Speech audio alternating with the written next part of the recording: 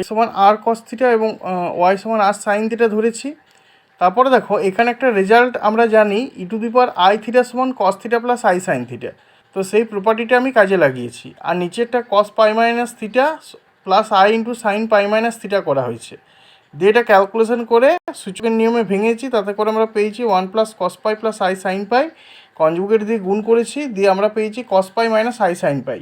তো আমরা এটাকে এভাবেও করতে পারি, আর cos pi plus i sine pi মানে কস পাই সমান -1 তার মড সমান 1 আমরা আনতে পারি, বা আমরা ডাইরেক্ট এরকম cos square pi plus sine square pi under root সমান 1ও আনতে পারি।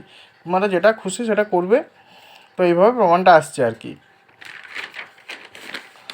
আর লাস্ট যে প্রবলেমটা দিয়েছে দেখো, এটাকে জাস্ট আমরা কি করেছি, এটাকে আমরা জেডের মানটা এটা আছে ওই 2 plus i divide by -2 plus i conjugate দিয়ে দেখো গুণ করে দিয়েছি, গুণ করে জাস্ট ক্যালকুলেশন করেছি, আই স্কোয়ার সমান -1 বসিয়েছি, দিয়ে তারপর তোমার সেপারেট করে আমরা যেটা পেয়েছি জেডের মানটা -3/5 প্লাস আই ইন্টু -4/5, তাহলে জেড বারটা নিশ্চয়ই এর অনুবন্ধীটা হবে -3/5 মাইনাস আই ইন্টু -4/5, তাহলে মানে জেড বার সমান হচ্ছে -3/5 plus i into 4/5।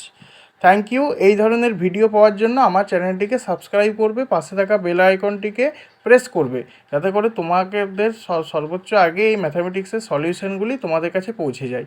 Thank you.